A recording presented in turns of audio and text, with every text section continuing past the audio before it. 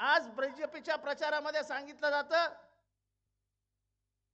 की 80,000 माणसांना आम्ही दररोज जेवण देतो आहोत. म्हणजे काय केलंय त्यांनी 80,000 माणसांचं? त्यांना असे हात पसरवणारे लाचार करून टाकले. 80 करोड़ जनता को हम खाना देते हैं. खाना देते हैं, त्यांच्या हाताला काम पाहिजे रे बाबा. या देशाची जनता घाम गाळून खाणारी माणूस. आम्ही मुंबईत बघितलंय ना, भारतात कोणी आला आणि जर घाम गाळण्याची तयारी असेल तर ते या मातीने त्याला कधीच उपाशी झोपू दिला नाही.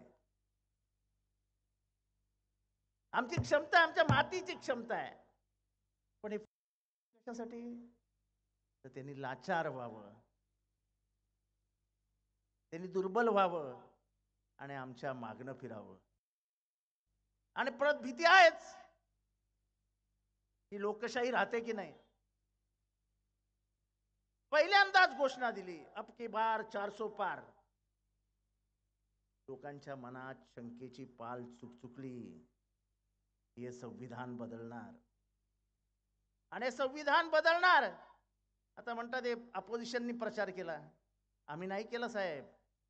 असे पहिले 10 खासदार मी नावं काढून ठेवलेली आहेत.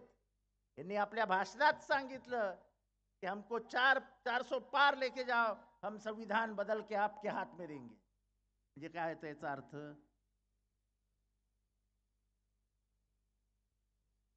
यांना संसदीय लोकशाही मान्य नाही. संसदीय लोकशाही डॉक्टर बाबासाहेब आंबेडकरांनी कशासाठी आणली? तर या देशातली जी विविधता आहे, भाषेमध्ये विविधता आहे, संस्कार संस्कृतीमध्ये विविधता आहे, त्या पाण्यामध्ये म्हणजे कोस कोस पे बदले पाणी, कोस कोस पे बदले वाणी. आपली भाषा बदलत जाते. कोल्हापूरची मराठी आणि नवी मुंबईच्या मराठीमध्ये फरक आहे की नाही आहे? हा भारत आहे. आसाममध्ये जे चालतं ते गुजरातमध्ये चालतं का?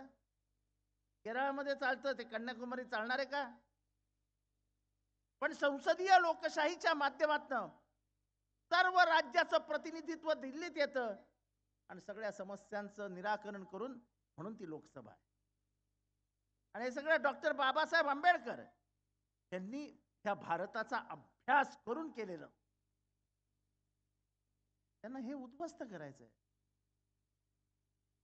इथली लोकशाहीचा जो गाभा आहे तोच उद्ध्वस्त करायचा आहे. आजकाल नवीन काहीतरी काढलंय ते मंगळसूत्र. थोडंच मंगळसूत्राबद्दल प्रेम होतं तर मणिपूरमध्ये बायकांवरती उघडे बलात्कार केले जात होते नग्न करून. तेव्हा तुम्हाला का नाही वाटलं की त्यांचं मंगळसूत्र वाचवावं जाऊन? ती फोगाट नावाची जी विनीता फोगाट का काय ती जी रेसलर आहे, ब्रिजभूषण नावाच्या तुमच्या खासदाराविरुद्ध लैंगिक शोषणासाठी उपोषणाला बसली होती. तेव्हा का नाही झालं तुम्हाला आठवण की आपल्याला मंगळसूत्राचं हे करायला पाहिजे? एरवी तुम्हाला कधीच मंगळसूत्राची आठवण होत नाही, पण अशा निवडणुका आल्या ना की तुम्हाला अशा काय काय काय काय गोष्टी सर्व आठवायला लागतात. काय तर म्हणे भारताच्या संपत्तीचं वाटप करणार आणि मुसलमानांना देणार. अबे आम्ही येडे आहोत काय? आमच्या घरातली संपत्ती कोणाच्या बापाला द्यायला? आमच्या आई बापाने मेहनतीने कमवलेली संपत्ती आमची. आणि लोकांना आठवत नाही असं नाही. हा कायदा आला 78 साली. 78 साली हा कायदा आणताना त्या मंत्रिमंडळामध्ये कोण कोण होतं? मोरारजी देसाई, लालकृष्ण अडवाणी, अटल बिहारी वाजपेयी, उषाभाऊ ठाकरे, हे सगळे तिघही आत्ताची भारतीय जनता पार्टी, तेव्हाची जनसंघ आणि त्याच्यातनं निर्माण झालेल्या जनता पार्टीच्या गव्हर्नमेंटमधले सदस्य होते. आणि त्यांनी हा कायदा आणला आणि राजीव गांधींनी तो रद्द करून टाकला. राजीव गांधींनी रद्द केला तर साहेब म्हणतात की त्यांना इंदिरा गांधींची संपत्ती हवी होती. हे माणसाला माहिती कमी असली की किती तो वरळतो. ह्याच्यातलं सर्वात मोठं उदाहरण भारतात हे आहे. 1947 साली जेव्हा भारताला स्वातंत्र्य मिळालं तेव्हा जवाहरलाल नेहरू हे प्रचंड श्रीमंत होते, पण माझ्या देशाला मदतीची गरज आहे, म्हणून त्यांनी आपल्या एकही इस्टेटीचा वाटा स्वतःकडे न ठेवता सगळ्या या देशाला देऊन टाकला. तेव्हा त्याची किंमत 193 कोटी होती. आज हिशोब केला तर त्याची किंमत 30,000 कोटी रुपये आहे. 1971चं युद्ध झालं. युद्धामध्ये थोडस आर्थिक अडचणी येत आहेत असं जेव्हा इंदिराजींना कळलं, तेव्हा आपल्या घरातलं होतं नव्हतं तेवढं सोनं काढून त्यांनी गव्हर्नमेंटला देऊन टाकलं. मग राहिली कुठली इस्टेट राजीव गांधीला दिला? हा देश आहे ना, देश, त्या देशाची माती ही त्यांचा ही इस्टेट आहे गांधींची. 2-2 बलिदानं दिली आहेत त्यांनी. पलायनवाद हा काँग्रेसने कधीही शिकवलेला नाही. अटक होते म्हणून पळणारे आमच्यातलं कोण नव्हतं, आणि मला कोणाचं नावही घ्यायचं नाहीये. 1942ला खबरीगिरी कोणी केली होती, मला नावही घ्यायचं नाहीये. पण चले जाव आंदोलनाला सुरुंग लावण्याचं काम मात्र ह्याच संघटनेची मातृ संघटना RSSने केलं होतं. हे तुमचं स्वातंत्र्य लढ्यात योगदान नाही. नेहरूंवरती टीका करणार, नेहरूंनी काय केलं, नेहरूंनी काय केलं, नेहरूंनी काय केलं. अरे नेहरूंनी जे केलं तुम्हाला अजून 50 वर्ष दिली तरी तुम्ही करू शकणार नाही. अरे फार दूरदृष्टीचा नेता होता तो. IIT बांधली, IIM बांधलं, एम्स बांधलं, BARC बांधलं. ज्या देशामध्ये पिन बनत नव्हती त्या देशामध्ये आज एरोप्लेन बनतं, ही मेहरबानी नेहरूंची आहे. त्याच्यामुळे या सद्य परिस्थितीमध्ये घोटाळेपणाला इतका वाव मिळतो, इतका वाव मिळतोय की काहीही बोलायचं तर त्याला खोट्याचा मुलामा लावून टाकायचा आणि ठोकायला सुरुवात. गेले 4-5 दिवस राऊतसाहेब पहिल्या फेरीचं मतदान झालं आणि जेव्हा रिपोर्ट्स यायला लागले की साधारण विदर्भामध्ये 5-1 होईल, 5 काँग्रेस 1 त्यांची होईल, त्या रात्री मोदी साहेब नागपूरमध्ये थांबले होते. आणि सहसा मोदी साहेब हे कुठेही थांबत नाहीत, ते दिल्लीला जातात, दुसऱ्या दिवशी दिल्लीहून परत येतात. पण त्या दिवशी ते नागपूरमध्ये थांबले होते. काय माहित त्यांना कोण भेटलं, काय भेटलं, आपल्याला काय माहित नाही. पण दुसऱ्या दिवशी त्यांनी भाषण केलं, ते अतिशय घाणेरडं भाषण केलं आणि ज्याच्यामध्ये त्यांनी हे सांगितलं की या संपत्तीचं वाटप होणार आहे आणि हे काँग्रेसवाले करणार आहेत. आम्ही रे तुमचा मॅनिफेस्टो वाचा ना, तो काँग्रेसचा मॅनिफेस्टो कशाला वाचता? कारण का तुम्हाला सांगण्यासारखं लिहिण्यासारखं काय नाहीच आहे. जुमलेबाज पार्टी काय सांगणार आता? या देशाची आर्थिक घडी हे काय काय विकलं तुम्ही?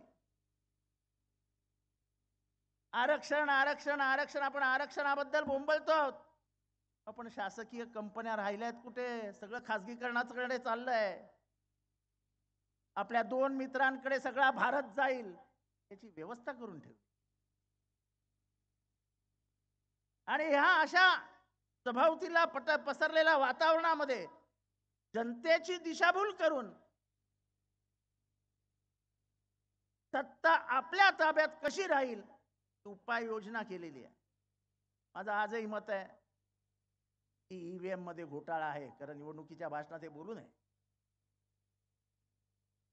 पण 3 महिने लोकसभेची निवडणूक चालते 7 टप्प्यांवरती, आणि जर काउंटिंगला 3 दिवस लागले तर काय फरक पडतो? फरक पडतो तुम्हाला? जर अमेरिकेच्या अध्यक्षपदाच्या निवडणुकीची मतसंख्या ही 7 दिवस चालू शकते, तर भारताचा, एवढ्या मोठ्या भारताचा पंतप्रधान पदाचा उमेदवार ठरवण्यासाठीची निवडणूक होत असताना 545 उमेदवार निवडले जात असताना तुम्हाला ते एका दिवसातच का संपवायची आहे? कारण कायम संशय निर्माण करून ठेवायचा. इलेक्टोरल बॉन्ड्स सर्वसामान्यांना कितपत कळलाय मला माहित नाही, पण या देशातल्या इतिहासात नाही, जगातल्या इतिहासात एवढा मोठा पैशाची गडबड कुठल्याही पॉलिटिकल पार्टीने केलेली नाही, ती माननीय मोदी सरकार यांच्या काळात झाली. एक जण गेला सुप्रीम कोर्टामध्ये, खूप दिवस सुनावणी चालू होती. मोदी साहेब आता सांगतायत टीव्हीवर, माझ्यामुळेच झालं, मी ट्रान्सपरंट होतो म्हणून लोकांना सगळं कळलं. मला तुम्हाला सगळ्यांना सांगायचं आहे, तर मी बोलत होतो इलेक्टोरल बॉन्ड्स वरती. खरं हा भ्रष्टाचार हा जगाच्या इतिहासात ना भूषो ना भविष्यते असा भ्रष्टाचार केला. आणि आता ते स्वतः टीव्हीवर येऊन सांगतायत की याच्यामुळे ट्रान्सपरन्सी आली. 30 ऑक्टोबरला जाऊन सर्वोच्च न्यायालयामध्ये केंद्राच्या वतीने एक प्रतिज्ञापत्र दाखल करण्यात आलं. त्या प्रतिज्ञापत्रामध्ये सांगण्यात आलं की जर तुम्ही इलेक्टोरल बॉन्ड्स ओपन केले तर या देशात हाहाकार माजेल. सर्वोच्च न्यायालयाचे सरन्यायाधीश मराठी माणूस चंद्रचूड ते म्हणाले त्याच्यात काय हाहाकार माजणार आहे, जे तुम्ही घेतल्यात बँकेत ठेवल्यात ते सांगा कोणाकडनं किती घेतलेत. सगळं उघड झालं. आणि आता एक एक गोष्टी उघड होत आहेत. त्याच्यातल्या 2 गोष्टी तुम्हाला सांगतो. कोविड कोणाला झाला? किती जणांना झालेलं कोविड किती जणांना झालेला? अहो घाबरू नका, आता काय होणार नाही परत. त्याच्यात एक रेमडेसिवीर नावाचं इंजेक्शन देत होते आणि लोक वेड्यासारखी रेमडेसिवीर शोधायचे. उद्धव साहेब, हे रेमडेसिवीर वापरू नये म्हणून वर्ल्ड हेल्थ ऑर्गनायझेशनने भारताला कळवलेलं होतं. त्याच्यानंतर गुजरात फूड अँड ड्रग ॲडमिनिस्ट्रेशनने त्यांना परवानगी दिली आणि कोट्यानी कोटी रेमडेसिवीर भारतात फिरवले गेले. त्याच्यातल्या काही राज्यांनी आपल्या रिपोर्टमध्ये कळवलं की याच्यात बॅक्टेरिया आहे, याच्यात फंगस आहे आणि ह्याच्यामुळे लोक मरतायत. केंद्राने बंदी आणली नाही. आणि आज जेव्हा ट्रॅक्स ओपन होत आहेत, मनी ट्रेल ओपन होतोय, तेव्हा दिसतं की त्या रेमडेसिवीरसाठी झायडस कॅडिला ह्या कंपनीने 85 कोटी रुपयाचे इलेक्टोरल बॉन्ड्स विकत घेतले होते आणि ते भारतीय जनता पार्टीला दिले होते. म्हणजे तुमच्या मृत्यूचा सौदाही करायला ते मागे पुढे बघत नाहीत. आपल्या ठाण्याची खूप लोक दिसत आहेत. आपल्या इथनं एक बोगदा केलाय जो बोरिवलीला निघणार आहे आणि खूप कौतुक चालू आहे त्याचं. तिथे एक कंपनी आहे मेगा इंजिनिअरिंग, 14,446 रुपयाचं काम आहे. आणि दुसरं काम समृद्धी हायवेवर आहे, 15,000 काही कोटीचं. हे दोन्ही कामं मेगा इंजिनिअरिंगला दिली. त्याच्या बदल्यात मेगा इंजिनिअरिंगने कितीचे इलेक्टोरल बॉन्ड्स घ्यावे? 1,000 कोटी. म्हणजे भ्रष्टाचाराला कायदेशीर मान्यता देण्याचं काम या सरकारने केलं. सरळ होतं, तुम धंदा लो चंदा दो, धंदा लो चंदा दो, धंदा लो चंदा दो. 4,800 कोटी रुपये आज भारतीय जनता पार्टीच्या बँक खात्यात आहेत. कसं होणार? कुठनं गरिबी बाहेर जाणार? आज या देशाची सत्ता आणि या देशातलं अर्थकारण कोणाच्या ताब्यात आहे? सर्वसामान्य माणसाच्या ताब्यात नाही, तर जे धनाढ्य त्यांचे मित्र आहेत, जे पैशाने धनाढ्य आहेत, त्यांच्या हातात गेलेलं आहे. आणि त्यामुळे या हुकुमशाही विरुद्ध, या लोकशाही विरोधी हा जो प्रकार चालू आहे, तो या देशाचा संविधान गिळंकृत करून टाकेल. इथे बसलेल्या माझ्या दलित बांधवांनो, माझ्या बहुजन बांधवांनो, या देशातल्या लोकसंख्येमध्ये 85% बहुजन आहेत. जर हा संविधान गेलं तर संविधानाची सर्वात मोठी अडचण ही या बहुजनांसमोर होईल. परत एकदा आपल्याला पाणवठ्यावर जाता येणार नाही, परत एकदा आपल्याला देवळात जाता येणार नाही. बाबासाहेबांनी उघडलेले दरवाजे परत एकदा बंद केले जातील. म्हणून संविधानासाठी लढायचं आहे. आपल्या देशातली संसदीय लोकशाही वाचली पाहिजे, याच्यासाठी लढायचं आहे. आणि त्याच्यासाठी राजन विचारे, राजन विचारेचं कौतुक का? राजन विचारेंचं कौतुक का? ठाणे शहरातला मुख्यमंत्री राजन विचारेंना ज्युनियर हे सगळं बंड करत असताना पोलीस, गुंड हे सगळं एकत्रित करून विरोधकांना दाबून टाकायचं ही योजना आखली गेली होती. म्हणून मला या माणसाचं कौतुक वाटतं की एकटा उभा राहिला. हा बाळासाहेबांचा आणि उद्धव साहेबांचा निष्ठावान सैनिक आहे. आणि अशा निष्ठावान माणसाची गरज आहे. शिवाजी महाराजांच्या इतिहास वाचताना सूर्याजी पिसाळचं नाव कुठेही लिहिलं जात नाही, कारण का तो गद्दार होता. खंडोजी खोपड्याचं नाव कुठेही लिहिलं जात नाही, कारण का तो गद्दार होता. लिहिलं जातं ते नाव तानाजी मालुसरेचं, जो शिवबाबरोबर लढला होता. आणि आता असा एक गद्दार राजन विचारे समोर निवडणुकीला उभा आहे. मी त्याचं काय नाव बी घेत नाही, नाव घेऊन मला मोठं नाही करायचंय. पण आम्ही विद्यार्थी दशेपासून बरोबर वाढलो आहोत. तो कोणाशी कधीच प्रामाणिक राहू शकत नाही, कधीच.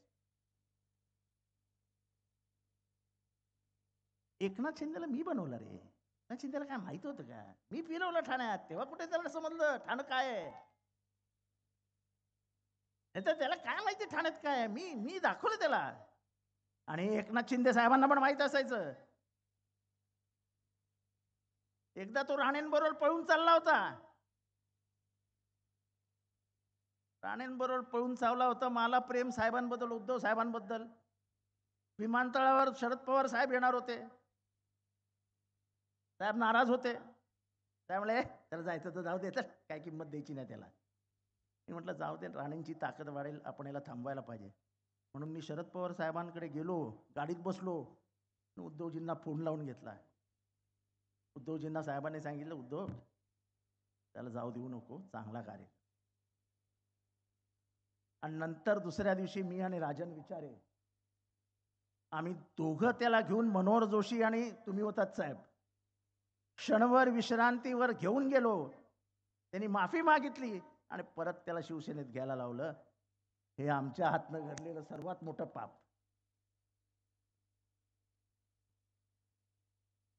ही अशी बाणगुळत तयार झाली राजकारणात. त्याच्यानेच राजकारणाचं वाटोळं झालं. दलाल. आणि तरीच ही जी गद्दारी ठाण्यात झाली आहे ना, ही तुमच्या माझ्या इथे कपाळी लिहिली गेली आहे. ठाणेकरांची ओळख गद्दारी म्हणून, गद्दार म्हणून ओळखली जाते आज जगभरामध्ये. जो चीफ मिनिस्टर है जिसने गद्दारी किया वो तुम्हारे शहर में रहता है ना. आम्हाला हे मान्य नाही. आजारी असलेल्या या आपल्या बापाला त्याला आजारपणात आधार द्यायचा, ते सोडून त्याला मानसिक यातना देण्याचं काम ज्याला केलं आहे, ज्या प्रवृत्तीने केलं आहे, त्यांचा हा उमेदवार आहे. आणि म्हणून ती प्रवृत्ती कायम गाडायची असेल तर या प्रवृत्तीच्या माणसाला, या उमेदवाराला गाडा. आणि ठाणेकर निष्ठावान आहेत. निष्ठेशिवाय ठाणेकरांना काहीच मान्य नाही, हे जगाला उदाहरण घालून द्या. एवढंच बोलतो, रजा घेतो. जय हिंद, जय महाराष्ट्र, जय भीम.